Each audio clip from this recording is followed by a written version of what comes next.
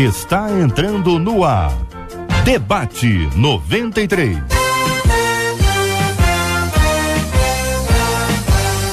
Realização 93 FM. Apresentação J.R. Vargas. Alô, meu irmão, alô, minha irmã, aqui fala J.R. Vargas. Estamos de volta, começando aqui mais uma super edição do nosso Debate 93 de hoje, nessa sexta-feira, dia 6 de junho de 2014. Que a bênção do Senhor esteja aí sobre a sua vida, sobre a sua casa, sobre a sua família, sobre o seu trabalho. Que a bênção do Senhor esteja com você, onde quer que você vá, onde quer que você esteja. Receba um carinhoso abraço em nome de toda a nossa equipe que já está aqui a postos para te atender, para te receber, para te ouvir. Você liga, você fala com o Debate 93. Fale com o Debate 93. 2461-0093. E-mail debate@radio93.com.br. Facebook Rádio 93 FM. Site www.radio93.com.br. Você está ligado no Debate 93 com J.R. Vargas. Diz aqui uma de nossas queridas ouvintes: conheço uma mulher que foi transformada pela verdade do Evangelho. No passado, ela foi prostituta, mas desde que conheceu Jesus, a sua vida mudou. O problema é que, apesar de viver uma vida reta e santa, as pessoas a ironizam, inclusive as da igreja.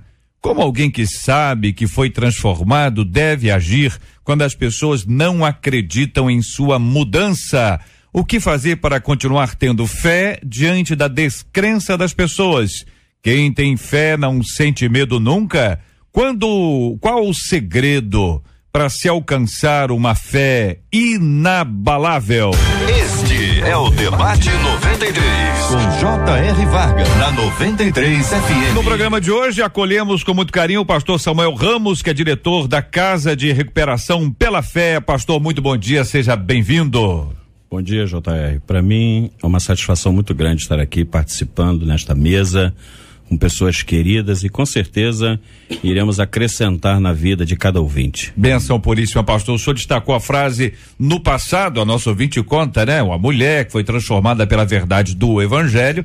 E ela descreve, no passado ela foi prostituta, mas desde que conheceu Jesus, a sua vida mudou. Esta foi a frase que o senhor destacou, pastor. Perfeito. Nós cremos, como servos do Senhor, nós cremos na mudança que só é conseguida, ou seja, só se consegue, só é obtida através do Senhor Jesus Cristo.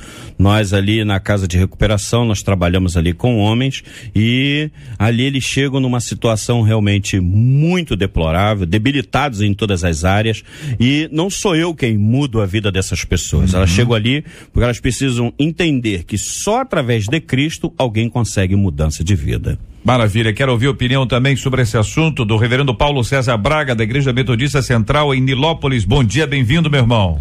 Bom dia, JR, bom dia, amigos debatedores, bom dia a essa mesa. JR, eu acho que o pastor falou dessa casa de recuperação, me chamou a atenção, porque eu acho que a igreja, ela é uma casa de recuperação também. Positivo. O problema é que, às vezes, as pessoas não encontram espaço, e isso, às vezes, a gente tem que atribuir a diversos fatores, não só pelo fato. Eu acho que o preconceito, ele começa quando as pessoas não sabem lidar com o assunto.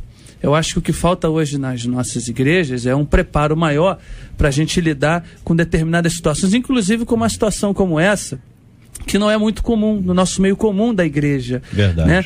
Isso não está no nosso dia a dia, por mais que esteja na nossa sociedade, mas quando a gente olha para dentro das nossas igrejas, isso não é comum, a gente não pensa no preparo, nós mesmos como pastores. Então, eu acho que o próprio silêncio em relação ao assunto já mostra a nossa falha, a nossa debilidade em lidar com essa questão. Pastor Ricardo Guimarães, pastor presidente da Igreja Videira, no Rio de Janeiro, muito bom dia, seja bem-vindo. O senhor concorda, pastor, com o que os companheiros que o antecederam afirmaram até aqui?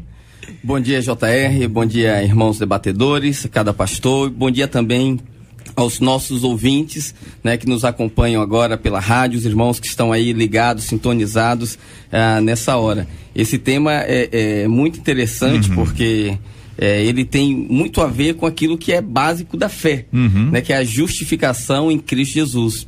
Eu penso, JR, que essa questão da pessoa viver debaixo de culpa, debaixo de acusação, não é um problema isolado na igreja hoje, nem um problema de terceiros para com quem foi recuperado, mas é um problema da maioria dos cristãos que baseiam a sua vida nos seus feitos, né, na sua moralidade, na sua conduta, do que naquilo que Cristo fez por ele na cruz do Calvário.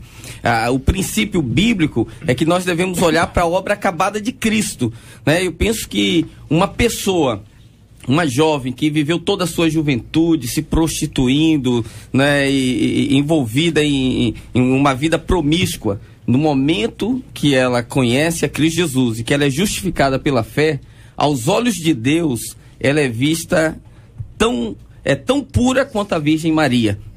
Né? Então, essa é a compreensão bíblica. Agora, para você ter essa visão, você precisa de revelação no Espírito. Né? E isso há uma carência muito grande, tanto da pessoa que recebe a obra de Deus, quanto daqueles que testemunham isso na vida de outras pessoas. Deixa eu ver se eu entendi. A Bíblia nos traz o fundamento da justificação, a pessoa é justificada não pelo seu mérito, mas pela obra de Cristo. Exatamente. A Bíblia nos traz isso como base, o senhor até trouxe isso como base. E apesar disso, ou a pessoa não conhece a Bíblia, ou não quer tomar posse, acreditar, viver a realidade que está ali quando é aplicada ao outro. Quando é aplicada a ela mesma, até vale. É isso que eu estou entendendo? O senhor está falando? Também, mas às vezes não é que ela não queira, ela não consegue enxergar. A tendência do cristão hoje é ficar olhando muito para si e pouco para a obra de Cristo na cruz. Certo, mas aí a pessoa vai estar discordando da Bíblia. Sim. Tá certo? Sim. Então a pessoa, o que o senhor está chamando de revelação no Espírito, deixa eu ver se eu estou entendendo, para poder explicar. É que a Bíblia está clara, está dizendo que é assim. E a pessoa diz, olha, eu respeito a Bíblia, mas eu discordo, ele não é cristão. Que o cristão vai viver de acordo com o que a Bíblia ensina. Ele não precisa de uma outra revelação, porque a revelação já está na mão dele, ou não? Tem a revelação, mas ele ainda não é capaz de enxergar, né? A Bíblia diz que quando o Espírito Santo viesse à Terra, ele convenceria o mundo do pecado e o crente da justiça, né? Hoje as pessoas são mais facilmente convencidas de que são pecadoras do que são justiça de Cristo. Então, para ser convencido de que ela é pecadora é muito fácil, por isso que qualquer pessoa que duvida da transformação de alguém, a pessoa se sente rapidamente acusada. Agora, para ela ser convencida da justiça de Cristo, aí ela precisa de revelação. Pastora Carla Regina, da Assembleia de Deus, Ministério Missão Vida, a nossa menina da mesa de hoje, bom dia, bem-vinda. Concorda ou discorda, pastora? Bom dia, JR, bom dia aos nossos amigos aqui debatedores, a todos aqueles que nos ouvem, um bom dia também. Eu, ouvindo todos os pastores que me antecederam, eu cheguei à conclusão de uma frase: quem nunca vivenciou transformação não acredita que seja possível na vida do outro. Quem nunca viveu a experiência de ser transformado, ele vai ter uma dificuldade de acreditar que o outro também possa ser transformado. E é interessante que essa pessoa sempre vai ter a sensação de que o outro não se converteu como deveria se converter. É uma base bíblica lá no livro de Mateus 21, que fala da parábola dos 2 filhos. Então o homem chega para os 2 filhos e pede para que eles vão trabalhar na vinha. Um diz que vai, mas não vai, e o outro diz que não ia, mas se arrependeu e acabou indo.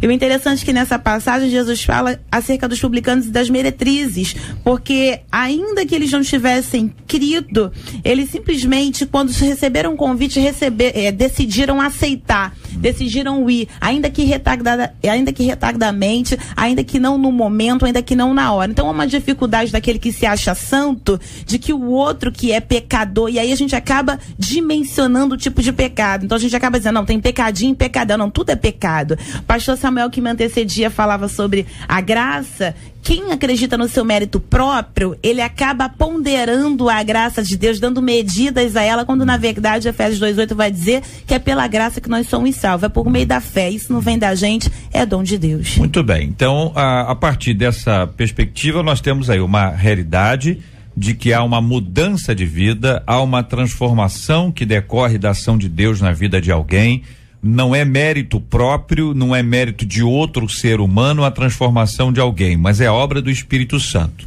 Certo? É isso aí? Sim, sim. Muito bem. Então, quando a pessoa revela essa mudança e eu não acredito, o que significa isso? Que eu não estou acreditando que a pessoa mudou, que eu não estou acreditando que a pessoa foi mudada, que eu não estou acreditando que Deus tem poder para mudar a pessoa.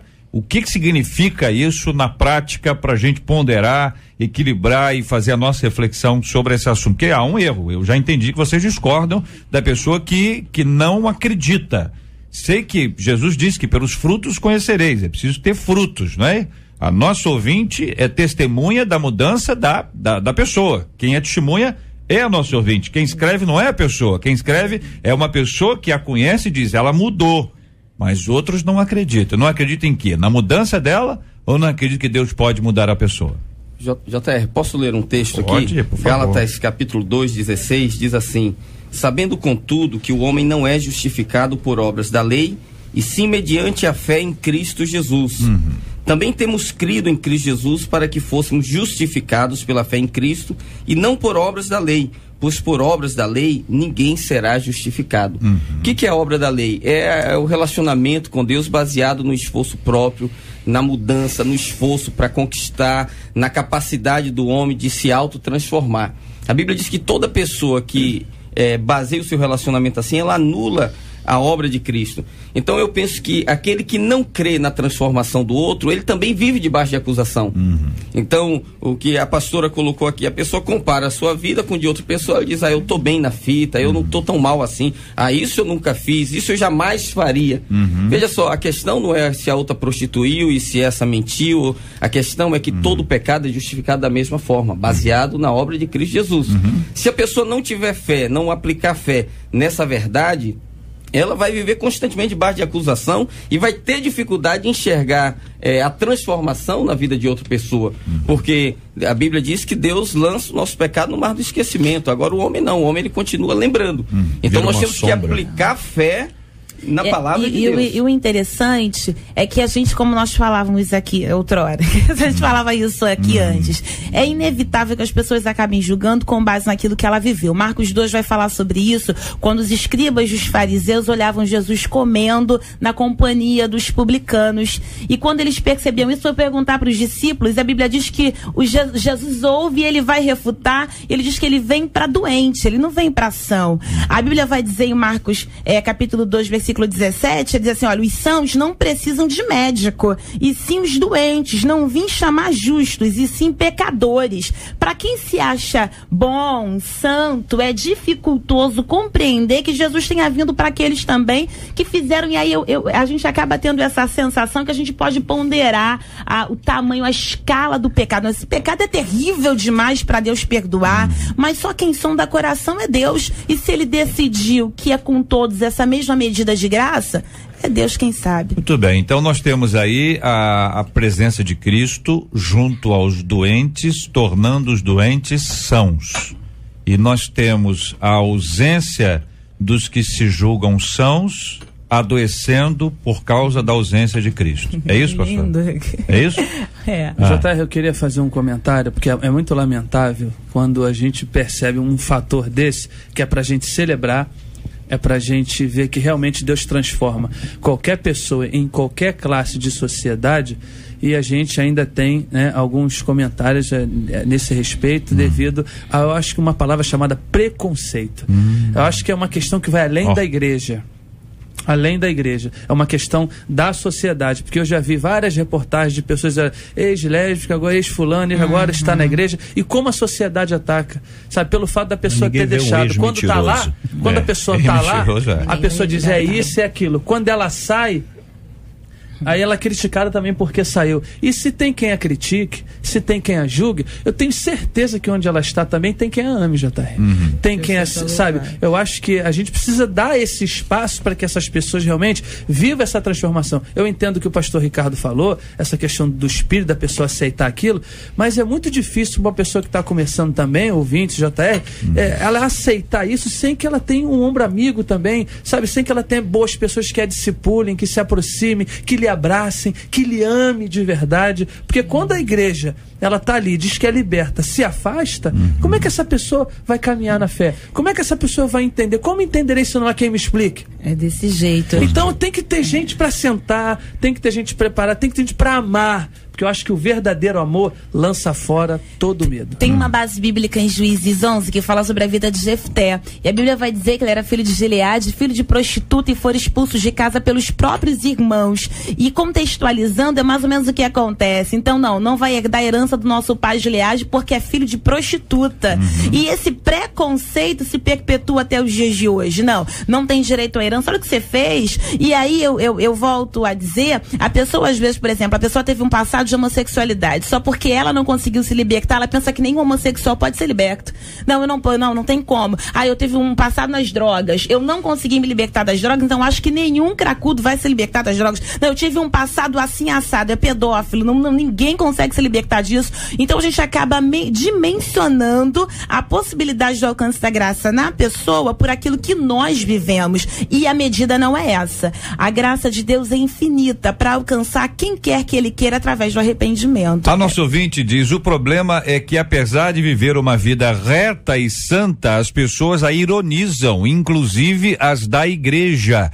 Nós vamos entrar nesse ponto aqui, viu, gente? Porque você até imagina a cena, né? Vamos imaginar a cena? Pé no chão mesmo, assim? Pé no chão, a pessoa tá lá e as mulheres descobrem que aquela irmã que ali está, ela veio de uma história difícil como essa que tá aí. Aí a irmã olha assim, meu esposo eu não quero ali não, hein? Essa mulher eu não quero junto com meu esposo não. Acontece, gente, pezinho no chão, você acha que não?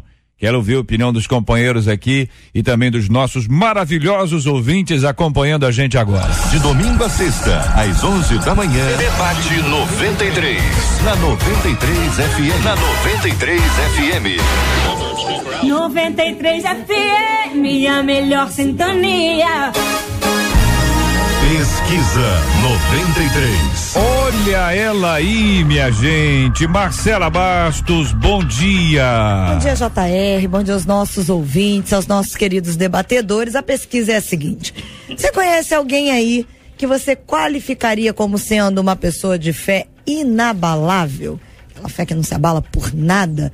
71% dos nossos ouvintes afirmam que conhecem sim alguém que eles qualificam como uma pessoa de fé inabalável. Quero agradecer o carinho dos nossos maravilhosos ouvintes, a opinião de todos eles com a gente hoje aqui no nosso Debate 93. Muito obrigado, viu? A sua ajuda, a sua opinião, participação, sempre traz aqui um reforço, uma ilustração muito grande dessa sua presença abençoadora aqui no nosso Debate 93, na 93 FM. Esse ano vamos juntos viver a alegria de sentir o prazer de estar com vocês. A 93. Vou mandar um abraço carinhoso aqui para minha querida irmã Ana. Alô, Ana, acompanhando a gente ali no Península. Ana, Deus te abençoe todo dia e cada dia mais. Muito obrigado pela sua audiência, Ana. 93 FM, a rádio que toca o meu coração. Este é o Debate 93, com J.R. Vargas, na 93 FM. Estamos conversando, queridos e amados ouvintes, sobre um e-mail encaminhado por uma de nossas queridas ouvintes. Ela nos encaminha dizendo o seguinte: conheço uma mulher que foi transformada pela verdade do evangelho. No passado, ela foi prostituta, mas desde que conheceu Jesus, sua vida mudou. O problema é que, apesar de viver uma vida reta e santa, as pessoas a ironizam, inclusive as da igreja. Então, nesse ponto aqui agora.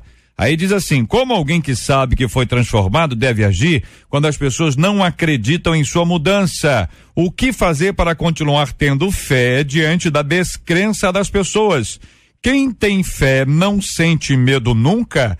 Qual o segredo para se alcançar uma fé inabalável? É o que pergunta uma de nossas queridas ouvintes. Reverendo Paulo, eu começo ouvindo o senhor destacou a frase: o problema é que apesar de viver uma vida reta e santa, as pessoas a ironizam, inclusive as da igreja. Eu ilustrei antes do break, antes do resultado parcial da nossa pesquisa, o tipo de reação que pode acontecer, não é? A pessoa teve uma vida mudada, tô dizendo que as pessoas não acreditam, mas dizem assim: olha, com o meu marido eu não quero essa irmã, eu não quero essa irmã junto, tô vendo ali, não precisa de aconselhamento, longe dela, marido, longe dela. E eu tô só ilustrando, não sei se isso acontece, não acontece, tô dizendo que isso é possível, não é? Hein? Vocês estão rindo? Vamos lá, pastor Paulo. Bem, JR, eu já comecei a falar sobre esse destaque e agora eu queria lembrar que quando ela não havia sido transformada ainda, com certeza, ela continuava com o mesmo desprezo. Com certeza tinha gente que olhava para ela, tinha gente que dizia, não quero gente perto essa mulher devia ser assim. Todo mundo sabia quem ela era.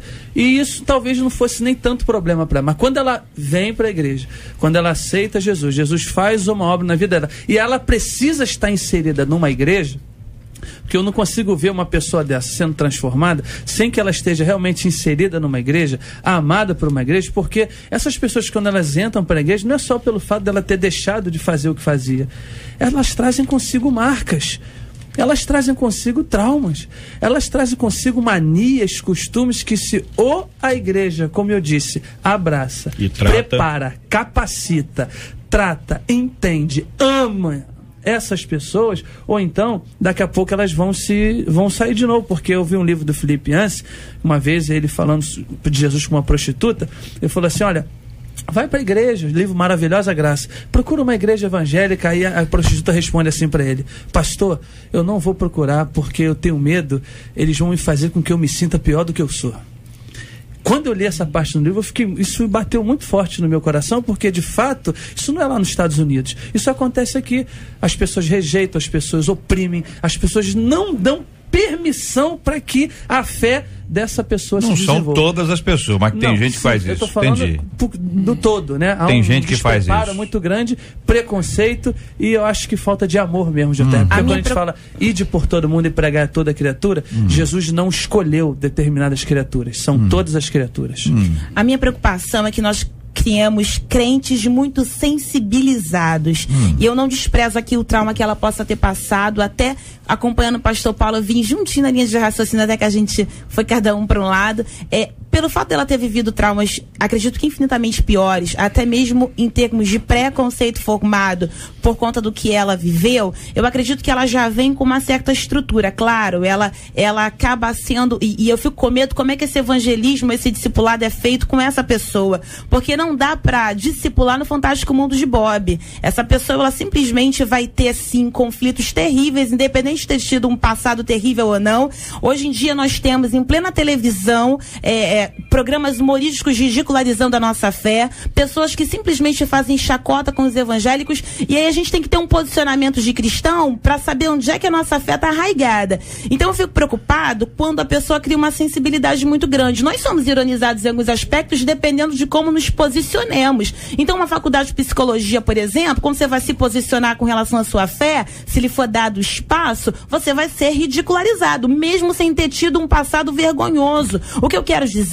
é que precisamos criar, sim, uma consistência em Cristo para que nós estejamos tão enxertado na videira verdadeira que um vento desse não possa nos afastar dele. Então, onde é que você está enxertado? Eu fico preocupada em essa pessoa vir e a gente tratar ela como um cristal e ela não está preparada para as batalhas que ainda virão, porque nós vivemos os últimos dias. Então, entende isso? Eu não estou desprezando aqueles que nos ouvem, eu não desprezo os traumas que você possa ter passado em qualquer esfera da vida, mas eu preciso que você entenda que, vindo para Cristo, a Bíblia diz em João 16:33, no mundo vocês vão ter aflição, mas tem de bom ânimo. Vamos lá, vem para Cristo. Eles vão te dar o fortalecimento necessário em Cristo para você suportar essas coisas. Pastor Ricardo, pastor Samuel, opinião de vocês sobre esse assunto. Olha, JR, não existe fé neutra, né? Toda teologia, ela produz uma prática. A pessoa crê de uma forma, aquilo vai gerar um comportamento, né? Então, o que a gente está colocando aqui como solução, propondo, eu entendo que é necessário realmente acolher, suportar, oferecer o ombro, concordo com o pastor Samuel que isso de fato é importante, mas isso não resolve o problema, porque a igreja é edificada de duas formas, pelo Espírito e pela palavra. Se a pessoa não tiver uma fé consistente, qualquer vento de acusação, qualquer sopro contrário, faz a pessoa vacilar na fé, faz a pessoa cair, né? Faz a pessoa perder a sua alegria na vida cristã. Então eu penso que nós, como pastores, nós temos uma responsabilidade muito grande de pregar o evangelho completamente, o evangelho da graça, o evangelho da justificação. Nós não somos apenas um pecador perdoado, nós somos justificados, o que é bem diferente, porque um ladrão alguém que roubou e foi perdoado, ele passa a ser um ladrão perdoado, mas um ladrão justificado, ele assume a condição de como se ele nunca tivesse roubado antes. Ou seja, Deus pega a justiça de Cristo e aplica sobre aquela pessoa, e ele se torna tão justo aos olhos de Deus como o próprio Jesus. Entende? Então, para a pessoa enxergar isso, ela tem que ter revelação no seu espírito, ela precisa ler a palavra e dar crédito a isso. Se eu tiver uma fé convicta, mesmo que ninguém acredite em mim, isso não vai abalar a minha fé. Eu posso não ter suporte aqui, eu vou ter suporte em outro lugar, e se todo mundo desacreditar da minha fé, como foi o caso por exemplo, do apóstolo Paulo no livro de Atos, ninguém acreditou na conversão dele, mas ele estava firmado numa experiência, né? Ele era conhecido como o apóstolo da graça, e foi porque ele disse: eu era o pior de todos, e olha aqui, ó, o que Deus fez na minha vida, né? É o testemunho contínuo, né?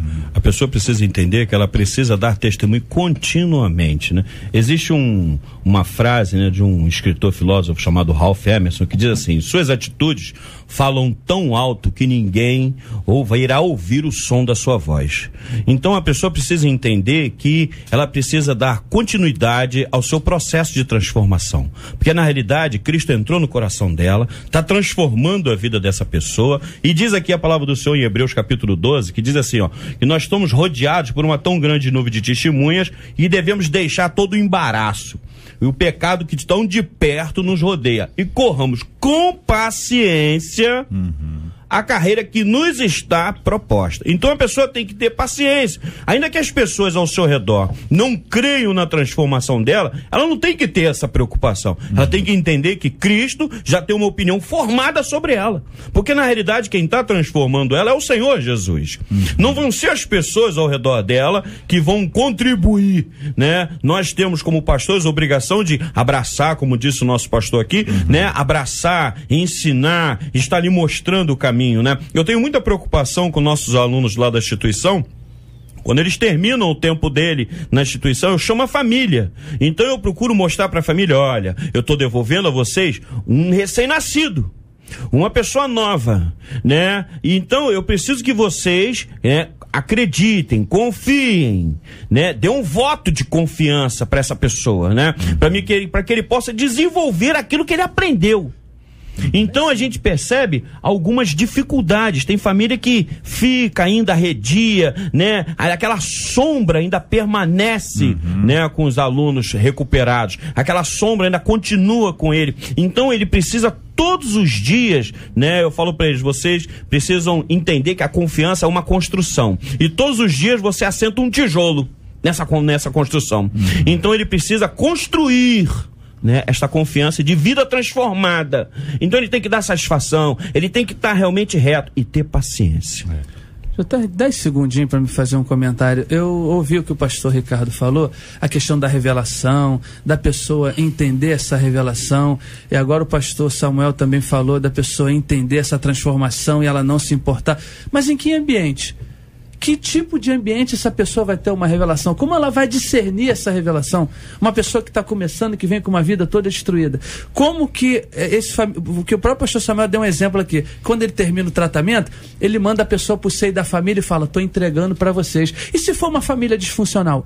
E se for uma família desestruturada? Aí a necessidade maior ainda dele ter convicção. Mas é isso que eu estou dizendo. O que eu estou querendo dizer? Que o ambiente cristão, o ambiente da igreja, essas pessoas precisam se sentir o melhor possível. Com certeza. Não há revelação, não vai ter nada de testemunho se a igreja não fizer a parte dela, porque ela não vai saber, ela está começando, ela está dando os primeiros passos, e nós temos o dever, aí é que está.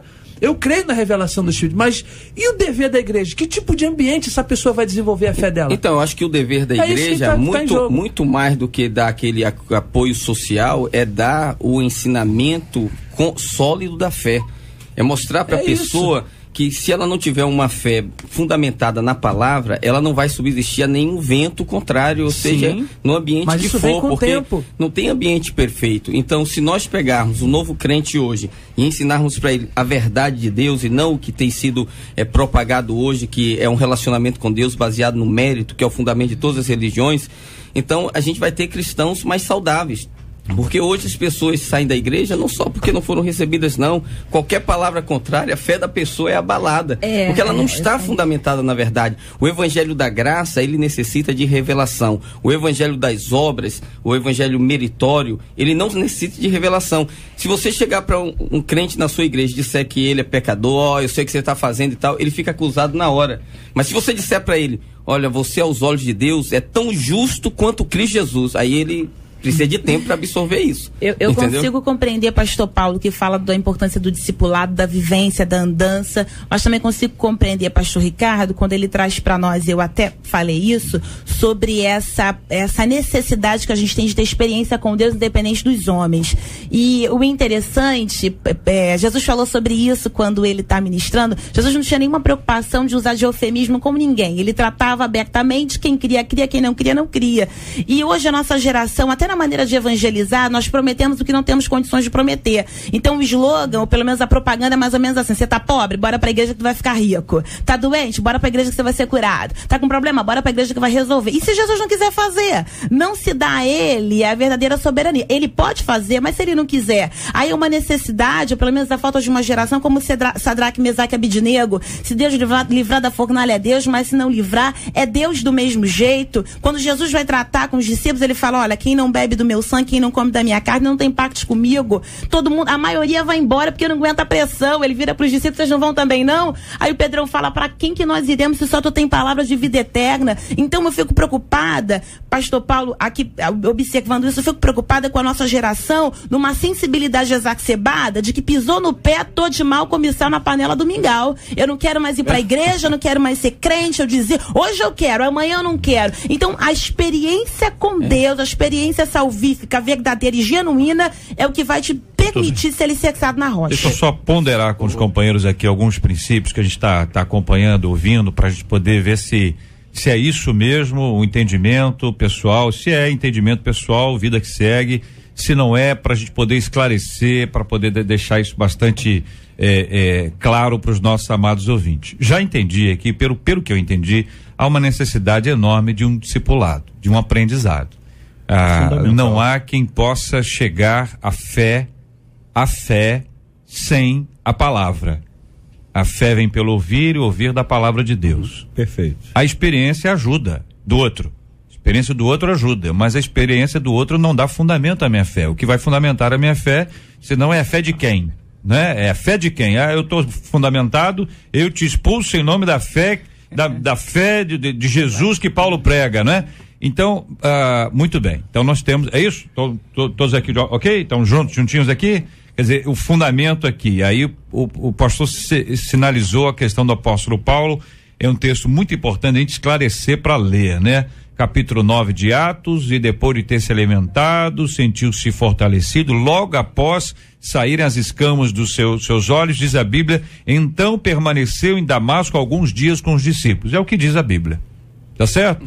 O que acontece do versículo 20 em diante, quando Paulo prega, já nos dá a entender que entre 19 e 20 aconteceu o ensinamento, porque ele vai pregar a palavra do Senhor, tanto prega que os judeus que estão ali querem matá-lo.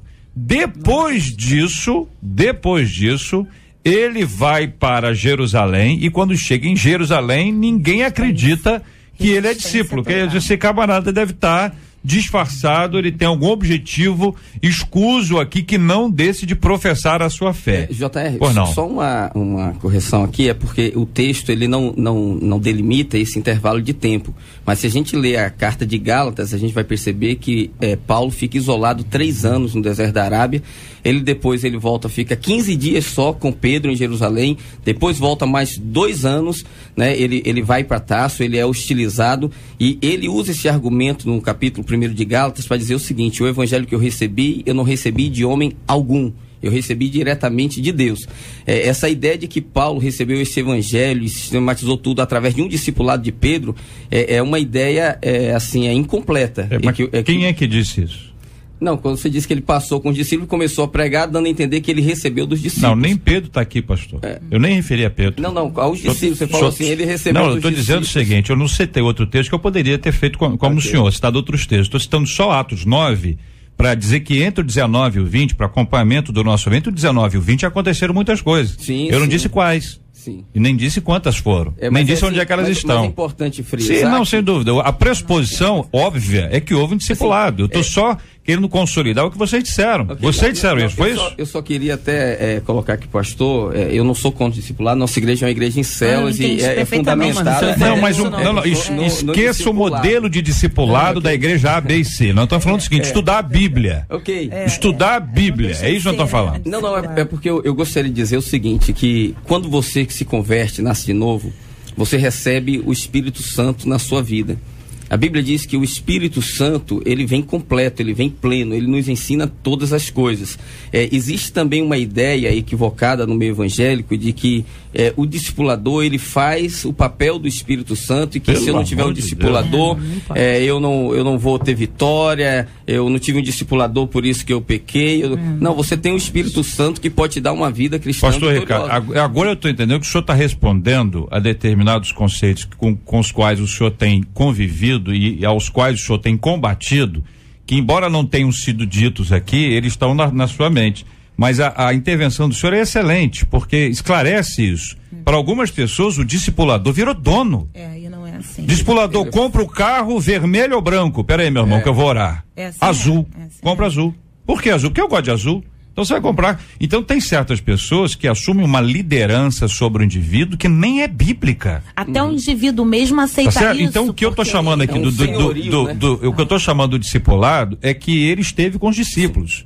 Entendeu? É um acompanhamento. A gente sabe que ele esteve com Barnabé. E ai de Paulo se não fosse Barnabé.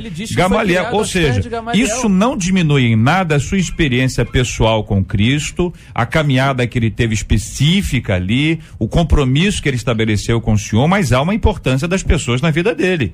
As pessoas foram importantes, como hoje as pessoas são importantes na nossa vida. Os mestres, os pastores, os nossos líderes espirituais, isso é importante, não é verdade? Então, com base nisso aí que eu estou entendendo que vocês estão falando de discipulado. Agora já explicamos aqui que discipulado não é discipulado do modelo A, B e C, que eventualmente uma pessoa usa a mesma palavra para dizer alguma coisa que tem significados completamente diferentes. Está esclarecido, gente?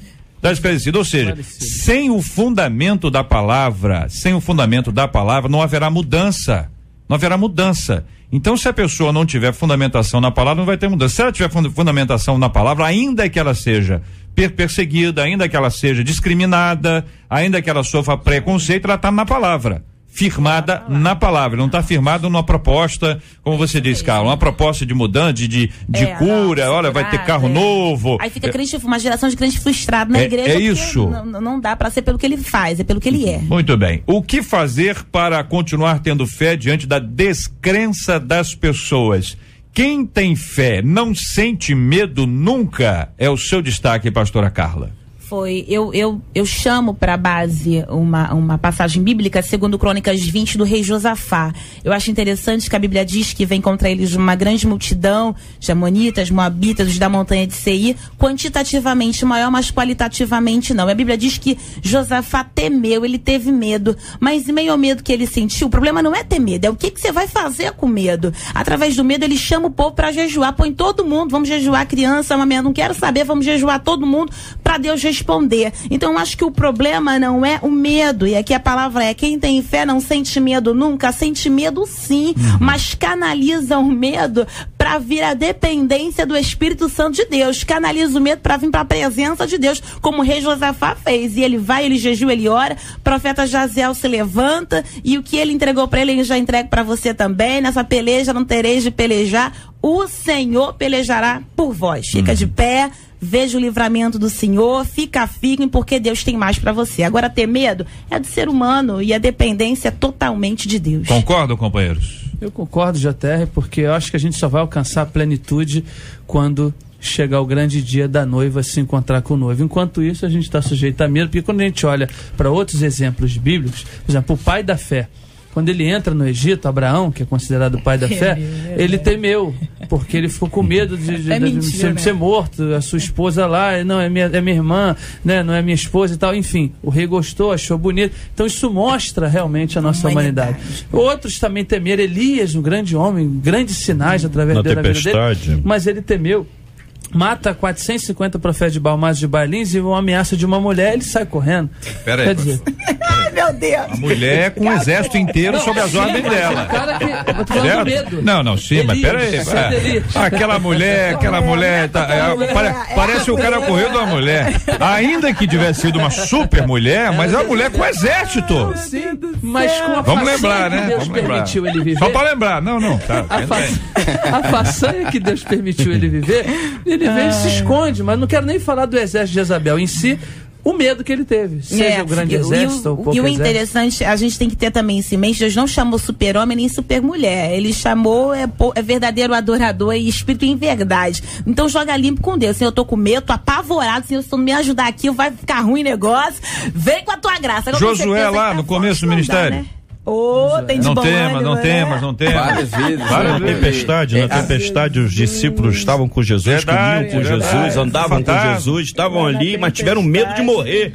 E o Senhor acorda, nos acorde, porque importa que morramos, que pereçamos. E o Senhor falou, e a fé é importante justamente nessa hora que vem a ameaça e o medo, né? Então a fé te faz agir apesar do... né? Apesar do medo. Então, nesse sentido, todos nós, seres humanos, estamos sujeitos. Agora, se nós vamos fazer como Pedro, quando Pedro colocou os olhos em Jesus, ele andou sobre as águas. Quando ele pôs os olhos na força do vento, nas circunstâncias, ele naufragou. Então, nessa hora da tempestade, nessa hora do perigo, da ameaça, o que vai fazer diferença é onde você vai colocar a sua fé. Jesus, ele diz que 2 homens construíram uma casa. E sobre as 2 casas vieram as mesmas circunstâncias. Os ventos sopraram, os rios transbordaram, deram com ímpeto contra essa casa. Uma casa caiu, a outra não. Qual a diferença? Uma estava fundamentada sobre a rocha, e outra foi construída sobre a areia. E o que Jesus ensina para nós? Ele diz, olha, quem ouve as minhas palavras e as pratica é semelhante a um homem sábio, sensato, que construiu, que edificou a sua casa sobre a rocha. Então, na hora do desespero, se ele tiver fundamentado na palavra ali, ele praticar a palavra de Deus e tirar os olhos das circunstâncias, vão soprar os ventos, vão transbordar os rios, vão dar com ímpeto contra a sua casa, a sua vida, e ele não vai naufragar. Aleluia. Muito bem, aqui termina o ouvinte com a seguinte pergunta: qual o segredo para se alcançar uma fé inabalável? Perseverança. A pessoa tem que perseverar. Diz aqui um texto em Romanos, né, capítulo 5, versículo 3, que diz assim: e não somente isto, mas também nos gloriamos nas tribulações, sabendo que a tribulação produz a perseverança, ou paciência em algumas versões. E a perseverança, a experiência, a esperança. E um grifo meu, e a esperança não é a última que morre. Ela ressuscitou no 3º dia. Então a pessoa precisa só perseverar. Tem que entender que quando nós pedimos algo ao Senhor, temos que entender que Deus não precisa da tua ajuda. Ele quer apenas que você confie nele, acredite nele. E entenda que ele é poderoso para suprir todas as tuas necessidades. Então a fé vem nisso, de você chegar e crer. Né? Nós temos experiências demais lá na instituição, que nós vivemos lá da fé. Para isso o nome de Casa de Recuperação pela Fé. Nós oramos e Deus supre. Deus envia. E eu tenho consciência que aquela instituição, ela não é minha. Eu não pedi para ir para lá. E Deus nos levou, eu e minha esposa, né? A confirmação de que realmente era para mim estar lá dentro foi minha esposa concordar. Eu percebi que a minha esposa era mais biruta do que eu, né? De morar numa instituição, eu, minha esposa e minhas 3 filhas, com 50 homens. Né? E eu glorifico a Deus porque lá nós oramos e Deus supre. Então, a perseverança, ela é fundamental. E lá nós perseveramos. Oramos, né? Nós temos lá o hábito de chegar a 22 orações diárias, né? E Deus envia supre todas as necessidades daquele lugar. E o resultado daqui, eu trouxe até 2 filhos, né? Que com certeza os demais, os outros 45 que estão lá, estão tudo ouvindo, né? E eu quero dizer para eles que eu amo eles fazem parte da minha família, né? E aquilo ali é o nosso pagamento, né? Então eu creio que a pessoa, ela precisa entender que ter uma fé inabalável é só ela perseverar. Eu quero citar uma base bíblica cruzada à vida do pastor Samuel com base no testemunho que ele deu, respondendo essa pergunta, qual seria o segredo? Eu acho que a convicção do que para que foi chamado também. Essa convicção se vê em Atos 21 com a vida de Paulo, quando ele está dizendo que vai a Jerusalém. Lembra dessa passagem? Coisa linda. O profeta Ágabo se apresenta, pega a cinta dele, profetiza, assim se fará o dom dessa cinta, vai ser açoitado e tal, todo mundo chora, pede para ele ficar, devem ter falado do Senhor, vai fazer o que lá e tal, mas aí a convicção, ele vira para todo mundo e fala, por que vocês estão chorando, magoando meu coração? Não sabeis que estou disposto não só a sofrer, como também a morrer pela causa do evangelho. Quando Paulo foi ao chão em Atos 9, 2 perguntas ele fez: quem é o Senhor e o que queres que eu faça? Então o primeiro é descobrir quem foi que te chamou, e o segundo é, depois da descoberta de quem ele é, se disponibilizar para fazer o que ele te chamou para fazer. Então é inevitável. Muito bem, quero agradecer aqui aos companheiros de coração, belas palavras, contribuições, fundamentação bíblica para a nossa reflexão no nosso debate 93 de hoje. Pesquisa 93.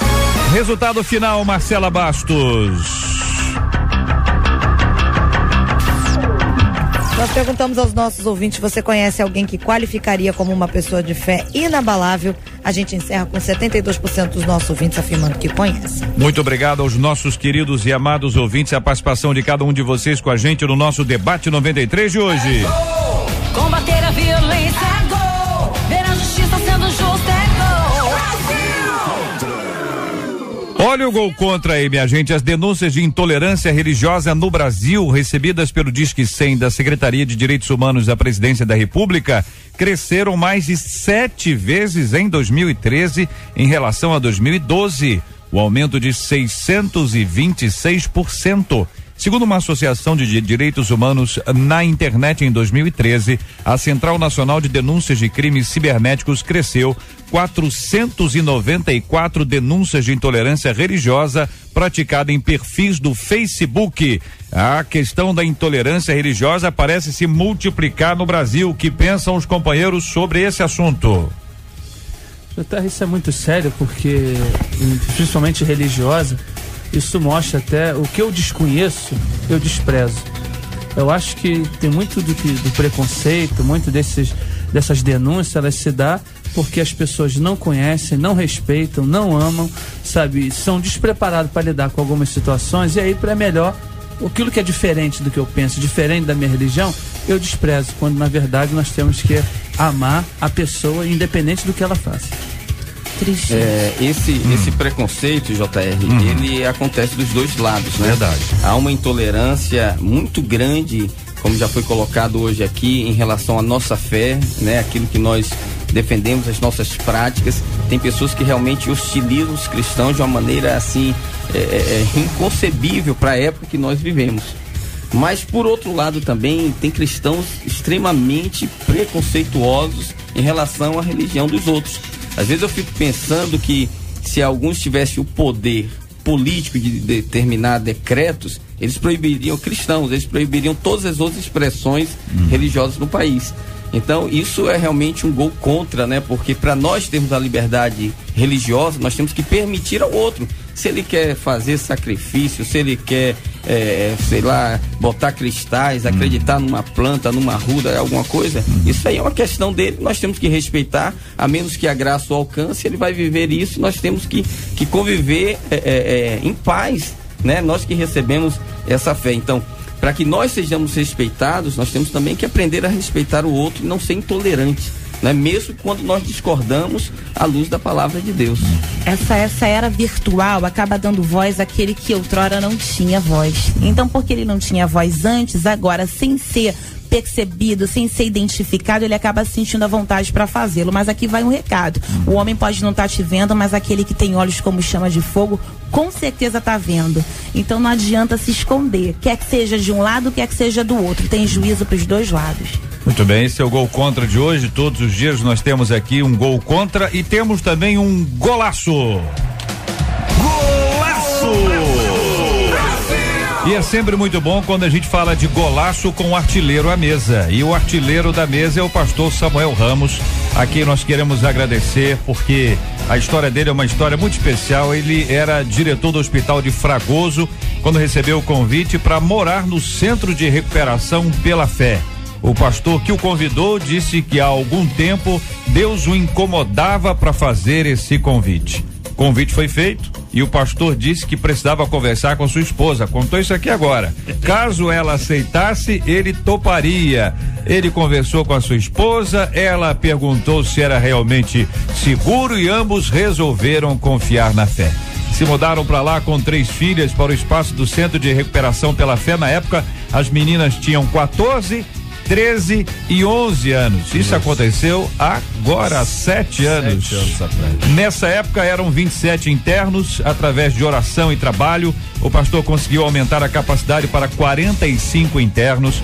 Não há taxa, não há mensalidade. Os internos não saem para vender nada fora, até porque na situação deles não se pode ter contato com dinheiro.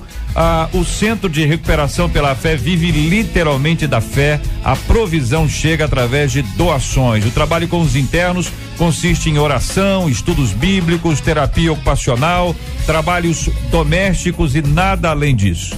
Nesses 7 anos, foram muito mais de 100 recuperados, homens que retomaram suas vidas e que em muitos casos passaram a morar até perto da própria instituição. O sonho agora é conseguir construir um centro de recuperação pela fé para mulheres. E pastor, hoje, nesse dia especial, onde nós ressaltamos esse golaço, nós agradecemos a Deus pela sua vida, o reconhecemos como um artilheiro. E em nome da 93 FM, a nossa Andréia Maia vai entregar ao senhor esse prêmio, essa lembrança especial, nesse tempo onde nós estamos falando sobre fé. Um golaço à mesa com o artilheiro. Bom dia a todos. Eu queria parabenizar o pastor pela coragem, pela fé, pelo trabalho maravilhoso que me emociona. Eu tinha muita coisa para falar, mas não consigo. Parabéns, e que isso sirva de exemplo, porque a nossa sociedade precisa disso. A gente passa pela Avenida Brasil e vê tantas pessoas correndo e passando aquelas dificuldades como se fossem zumbis ali, e a gente chega a se acostumar com isso, e a gente não pode se acostumar com isso, porque são seres humanos e a sociedade precisa se mobilizar para que essas pessoas tenham tratamento, né? Então, parabéns, pastor, parabéns pelo trabalho, Deus abençoe, tá bom? Glória a Deus, que lindo. Discurso, pastor. Eu agradeço, né, de coração. Eu estou muito feliz porque é algo que Cristo faz nas nossas vidas. As pessoas precisam entender que a esperança, o poder transformador do Senhor, ele é imensurável. Então, eu creio em transformação de vida. Eu creio que Deus tem poder de transformar vidas. Eu estou aqui com 2 que agora são filhos, eles se tornam filhos, né? E a gente passa a abraçá-los como famílias, né? E agrega pessoas, e eu fico vendo o quanto isso é maravilhoso. Isso não tem dinheiro que pague, né? A nossa instituição, ela vive realmente pela fé, e nós oramos, como eu falei, Deus supre, Deus envia, e eu também nunca pensei, né, de estar ali dentro. Às vezes existe um ditado que diz que Deus não chama capacitado, mas capacita escolhido. Não. Deus não está limitado a nada. Se você for capacitado, Deus vai te chamar. E se você não for capacitado, Ele vai te capacitar. Então eu glorifico a Deus pela vida dos irmãos. Eu glorifico a Deus, né, pela esposa que Deus me deu, pelas minhas filhas, Prisca, Esté e Raquel, e todos os meus alunos, amigos, o meu ministério, pastor Edmilson Souza da Costa, né, e os amigos que o Senhor tem me dado naquele lugar. Com certeza, se Deus permitir, nós vamos fazer ainda um trabalho muito maior, e muitas outras pessoas serão alcançadas por esse trabalho. Eu agradeço em nome de Jesus. Que o Senhor continue abençoando muito a sua vida, pastor Samuel Ramos, o artilheiro de hoje, está à mesa conosco, que faz esse golaço para registro, para a glória de Deus, para que a obra do Senhor continue e muitas pessoas sejam ainda alcançadas pelo maravilhoso evangelho do Senhor Jesus Cristo. Essa é a Copa que queremos. É gol! Combater a violência é gol! Ver a justiça sendo justa é gol! Brasil! E nesse ano vou estar com você. Eu amo a 93. Você ouve Debate 93 com J.R. Vargas. A J.R. diz aqui um dos nossos queridos ouvintes, numa manhã, quando ainda estava acordando, vi uma imagem de uma pessoa embranquecida em pé, me olhando por um longo tempo. Depois se virou e foi embora. Não esbocei nenhuma reação. O que foi isso? Que tipo de experiência eu vivi? Pode ter sido a alma de quem já é falecido? Na mesma época, o homem foi morto naquela região e pior, aquela imagem lembrava demais o meu pai, falecido há anos, até mesmo o seu bigode. Como entender essas experiências que algumas pessoas como eu têm, mesmo sendo cristãs?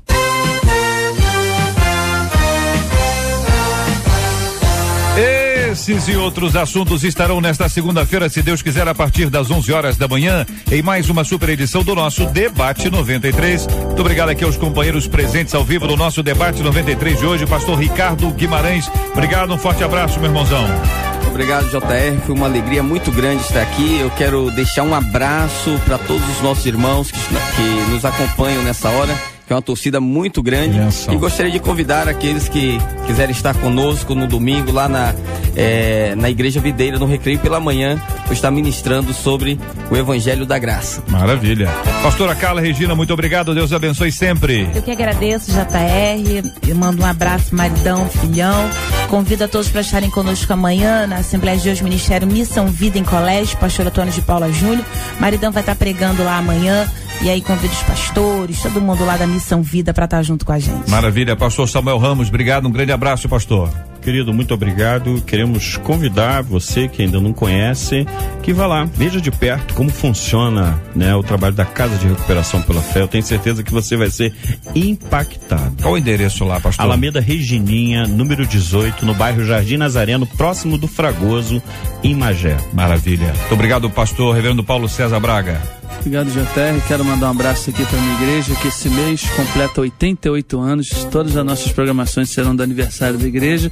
E mandar um beijo para minha filha Lorena, que está te ouvindo também, JR, obrigado, que é tua fã. Obrigado. E tá ouvindo. Um beijo para você, tá, filha? Deus abençoe. Muito obrigado pelo carinho da sua audiência, ouvinte amado. Obrigado aqui a nossa equipe, a Marcela, a Luciana, a Letícia, Fabiano, Jair, Juliano, Lucas, Vanês e a nossa Kátia Regina, a popularíssima Catita. Voltamos nessa segunda-feira, se Deus quiser, ao vivo, a partir das 11 horas da manhã. Neste domingo, 7h15, 8h15, 9h15, o nosso estudo 93, e às 11 horas, a super edição do debate campeão da semana aqui na 93 FM. Vamos orar juntos, queridos irmãos e irmãs, pedir a pastora Carla para orar conosco, apresentando diante de Deus o tema de hoje, o coração querido dos nossos amados ouvintes, assim como nós vamos apresentar a vida de pessoas transformadas pelo Evangelho e que vivem lutas. Tá lutando aí.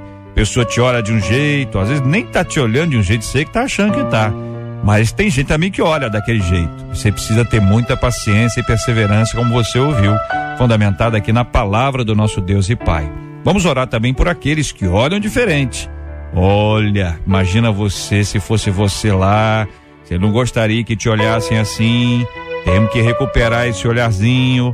Vamos apresentar diante de Deus também a vida dos queridos alunos lá do Centro de Recuperação, que o pastor conduz de maneira tão especial, uma casa tão querida e preciosa, conforme nós ouvimos hoje.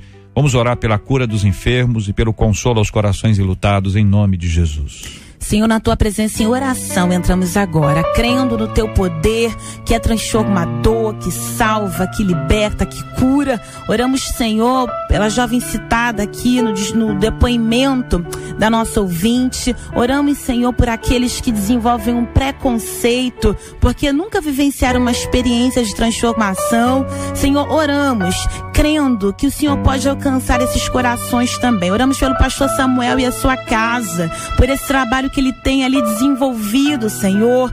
Em nome de Jesus, fortalece o teu filho. Oramos, Senhor, pelos enfermos, pelos enlutados, porque cremos que tu és um Deus que tem olho e vê, que tem ouvido e ouve, que tem boca e fala, e as suas mãos não estão encolhidas, que não possam abençoar. Te agradecemos, porque tu és bondoso conosco. Oramos em nome de Jesus. Amém. Que Deus te abençoe. Você acabou de ouvir Debate 93.